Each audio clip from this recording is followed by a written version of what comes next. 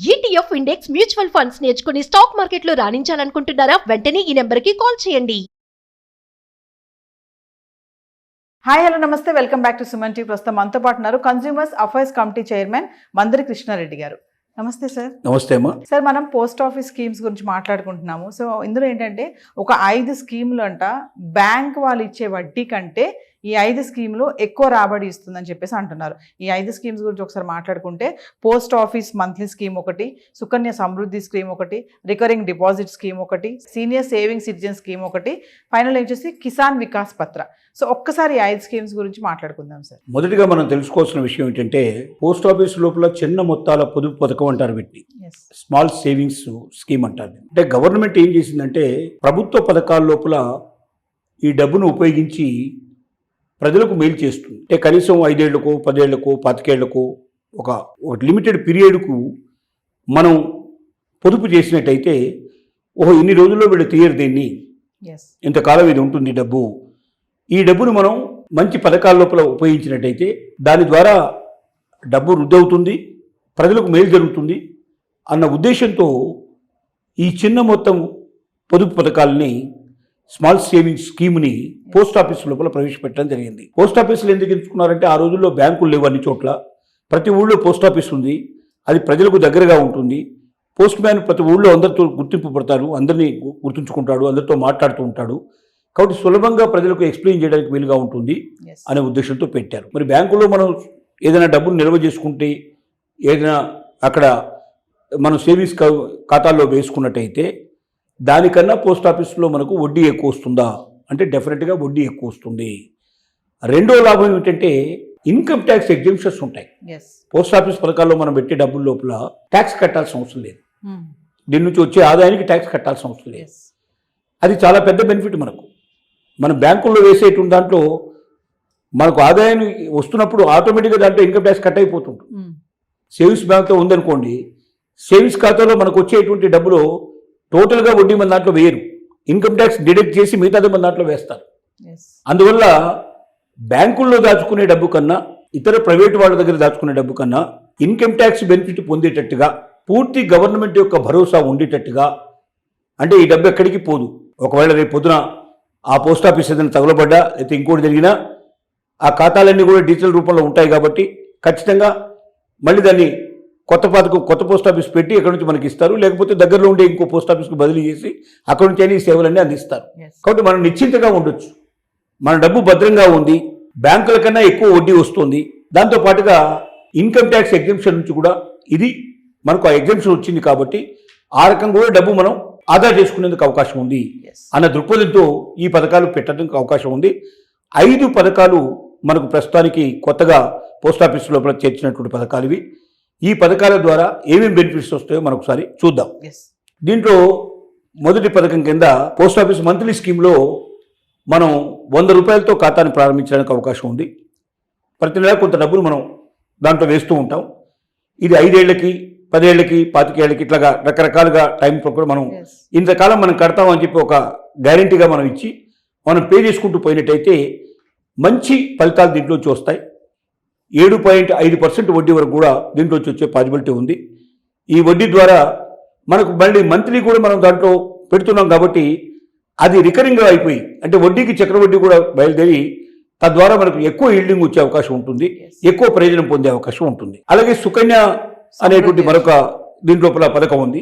ఈ సుకన్య పథకం లోపల ఏంటంటే అమ్మాయిలు వాళ్ళ భవిష్యత్తు కోసం, అంటే వాళ్ళ 21 ఇయర్స్ వచ్చే వరకు అమ్మాయి కోసం చిన్న వయసు నుంచే అమ్మాయి పేరు మీద ఖాతా ఓపెన్ చేసి దాంట్లో డబ్బు వేసుకుంటూ పోతాం. ఇది మ్యాక్సిమంగా 1.5 lakh రూపీస్ దాకా మనం వేయడానికి పాసిబిలిటీ ఉంది. 250 రూపాయలతో స్టార్ట్ చేయడానికి అవకాశం ఉంది. మనం ఎంతకాలమైనా కట్టేసి వదిలేస్తే 21 సంవత్సరాల తర్వాత, అంటే అమ్మాయికి పెళ్లి అయ్యే టర్ములు కానీ 21 ఇయర్స్ కానీ, జనరల్గా 18-20 ఇయర్స్ తర్వాతనే మ్యారేజ్ చేసుకోమని గవర్నమెంట్ సలహా ఇస్తుంది. మేజర్ కాకుండా ఉండే అమ్మాయి మ్యారేజ్ చేసుకోకూడదనే గవర్నమెంట్ యొక్క రూలు. కాబట్టి మ్యారేజ్ ప్రభుత్వ పథకం ప్రకారం ప్రభుత్వం యొక్క మనకు ఉన్నటువంటి ఏజ్ లిమిట్ ప్రకారం చూసుకుంటే 21 ఇయర్స్ రైట్ టైం కాబట్టి 21 సంవత్సరాల వయసులో మ్యారేజ్ చేసుకునేటప్పటికీ ఇది 8.2% వడ్డీ మరియు చక్రవడ్డీ కూడా దీంట్లో యాడ్ అయ్యి చాలా బ్రహ్మాండమైన డబ్బు వచ్చే అవకాశం ఉంటుంది. దాని ద్వారా అమ్మాయి మ్యారేజ్కు కావాల్సినంత వడ్డీ దాంట్లో, అంటే మీరు కొంతకాలం కట్టి ఆపేసిన పర్వాలేదు, దీని లోపల మంత్లీ స్కీమ్ ఏం కాదు ఇది, మీ ఇష్టం దాంట్లో పెట్టేస్తారు. ఒక 21 సంవత్సరాల అమ్మాయికి వచ్చేటప్పుడు లెక్కేసుకుంటారు, అది 5 ఏళ్ళు 10 ఏళ్ళు 15 ఏళ్ళు 20 ఏళ్ళు, ఒకవేళ 2 సంవత్సరాలు అప్పుడు అమ్మాయికి మనం వేయడం ప్రారంభించామనుకోండి, 19 సంవత్సరాల తర్వాత తీసుకుంటాను నేను దాన్ని అని పోయి డిక్లేర్ చేస్తే ఈ 19 ఏళ్లలో దానికి వడ్డీ చక్రవడ్డీ అంతా కట్టి మీకు అప్పుడు లంసమ్ అమౌంట్ ఇస్తాను. 1,50,000 రూపాయలు మినిమం వేయచ్చు, మ్యాక్సిమం మనకు తక్కువలో తక్కువ 250 రూపాయలు, ఎక్కువ 1.5 lakh దాంట్లో మనం వేయచ్చు. ఈ 1.5 lakh 21 సంవత్సరాల తర్వాత అది దాదాపుగా 2 నుంచి 5 వరకు పెరిగే అవకాశాలు ఉంటాయి. చాలా మంచి అమౌంట్ దీంట్లో వచ్చే పాసిబిలిటీస్ ఉంటాయి మనకు. ఇక సీనియర్ సిటిజన్ సేవింగ్స్ స్కీమ్ ఒకటి ఉంది.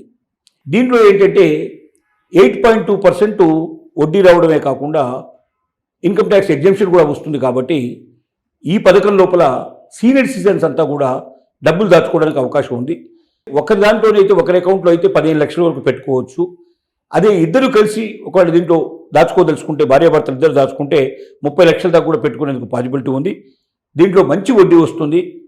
మిగతా వాటికన్నా కూడా బ్యాంకుల కన్నా కూడా ఎక్కువ వడ్డీ దీంట్లో వచ్చేస్తుంది. కాబట్టి 8.2% అనేది చాలా హైయెస్ట్ ఈల్డింగ్ అన్నట్టు. ఇది వేరే బ్యాంకులు ఇవ్వడం చాలా కష్టం. దీనికి తోడుగా మళ్ళీ చక్రవడ్డీని కూడా లెక్క కడతారు. కాబట్టి ఇన్కమ్ ట్యాక్స్ ఎగ్జెంప్షన్ కూడా తోడవుతుంది. కాబట్టి ఏ బ్యాంకు ఇవ్వనంత ఎక్కువ డబ్బు దీంట్లో వచ్చే అవకాశాలు ఉంటాయి. ఇలాగ కిసాన్ వికాస్ పత్రం అని ఉంటుంది. దీంట్లో కూడా డబ్బు దాచుకున్న వాళ్ళకి కిసాన్, ముఖ్యంగా రైతులను దృష్టిలో పెట్టుకుని పెట్టినటువంటి స్కీమ్ ఇది. దీంట్లో కూడా 7.2% నుంచి 8.2% దాకా ఇంట్రెస్ట్ క్యాలిక్యులేట్ అవుతుంది. వాళ్ళకు కూడా రైతులకి పొలాలు కొనుక్కోవడానికి కానీ, లేక ఎరువులు కొనుక్కోవడానికి కానీ, మరుగుదానికి ఉపయోగపడేటట్టుగా వాళ్ళు కొంతకాలం దీంట్లో నిల్వ చేసుకుంటే మంచి వడ్డీతో సాగు వచ్చేటువంటి పాసిబిలిటీస్ ఉన్నాయి. రికరింగ్ డిపాజిట్ ఒకటి ఏంటంటే, మీరు రికరింగ్ ఎవ్రీ మంత్ కట్టుకుంటూ పోవాలి, రికర్ చేసుకుంటూ పోవాలి. అంటే రికరింగ్ అనేది ఒక దగ్గర ఆపకుండా మీరు కంటిన్యూ చేసుకుంటూ పోవాలి. అలా కంటిన్యూ చేసుకుంటూ పోయినట్టయితే మీకు తోడవుతుంది. ఇవాళ కట్టిన 100కి ఇంకో 200, ఇంకో 100 తోడాయి, ఇంకో 100 తోడాయి, ఇట్లా సంవత్సరం అయ్యేసరికి 1200 అయితే దాని మీద వచ్చే వడ్డీ ప్లస్ ఇన్కమ్ ట్యాక్స్ ఎగ్జెంప్షన్ 2 కలుపుకుంటే మీకు చాలా అనర్గళంగా ఎక్కువ భాగం బహుళ ప్రయోజనాలు వచ్చే అవకాశాలు ఉన్నాయి. ఇలా 5 స్కీముల ద్వారా ఇవాళ కొత్తగా పోస్ట్ ఆఫీసులో వచ్చిన దాంట్లో ఎవరైనా సరే గ్రామీణ ప్రజలే కాకుండా సిటీలో ఉండేటువంటి వాడు కూడా కట్టుకోవచ్చు. తద్వారా ఏమిటంటే ఎక్కువ వడ్డీ వస్తుంది, 100% గ్యారంటీ. ఇది ప్రభుత్వానికి సంబంధించినటువంటి పథకాలు కాబట్టి, పోస్ట్ ఆఫీస్ మొత్తం గవర్నమెంట్ నడుపుతుంది కాబట్టి మన రూపాయి ఎక్కడికి పోదు.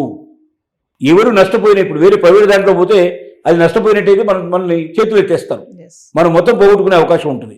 భద్రంగా ఉంటుంది.